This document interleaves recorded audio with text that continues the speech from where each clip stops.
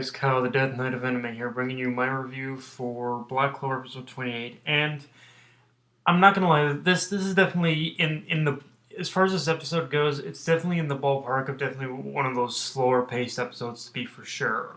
But that doesn't mean there isn't one or two things I can definitely pick out of this for sure. Like there is definitely a couple moments I legitimately enjoyed, but yeah, overall this episode was this episode was really kind of just it was like it's funny.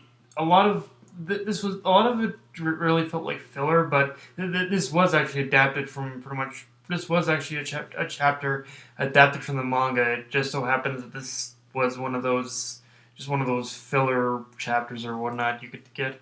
So, but anyway, we get a new. But anyway, to start off with, we got a new opening, which is I'm not gonna lie, both the hype and both the tune and the visuals are very hype, and both like the tune itself is pretty hype, and the visuals are just as cool. But there is one aspect about it I want to talk about, which is the scene of seeing Yami fighting the leader of the Midnight Sun cult, which to me means we're now officially entering the next canon arc after the Royal Capital invasion.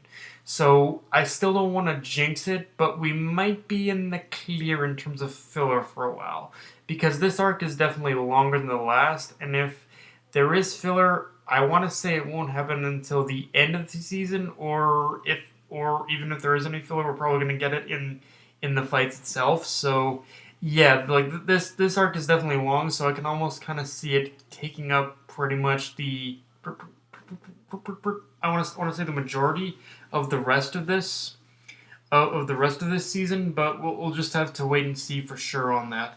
Um, Also, as far as the visuals were amazingly animated, but it did kind of leave me a little sour that Piero still hasn't stepped up the anime itself. I mean, the episode was fine, but and I suppose for this kind of episode, you don't really expect all that much in terms of animation, but could have been better when you compare it to the other two, especially this late in the game. But like I said, this wasn't really a. I guess this wasn't really even an episode that required a lot of animation to begin with, a lot of a lot of high quality animation to begin with. So yeah. Now, having said this, this was an interesting episode because on one hand, like I said, it's definitely one of those slower paced up parts of Black Clover in both anime and manga. But on the other hand, I know why it exists.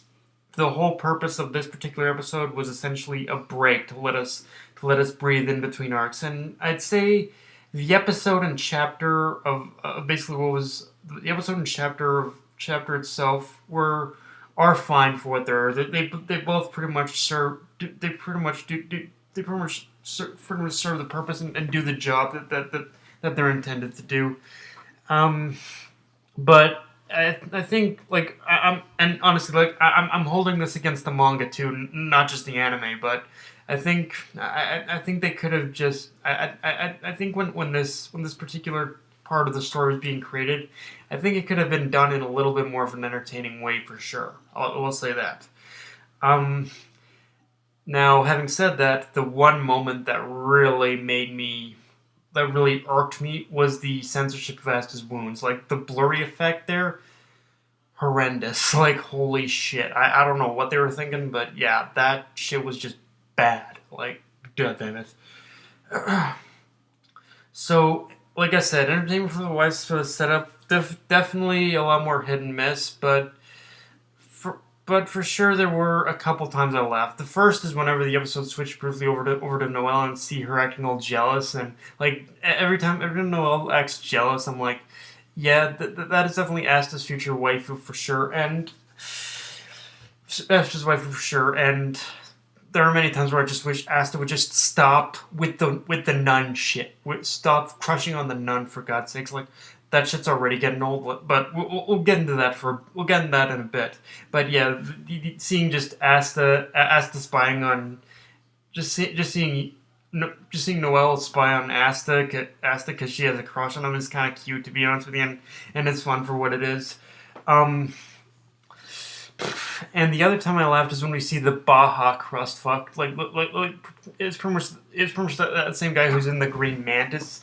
He's in the Green Mantis Magic Knight Order.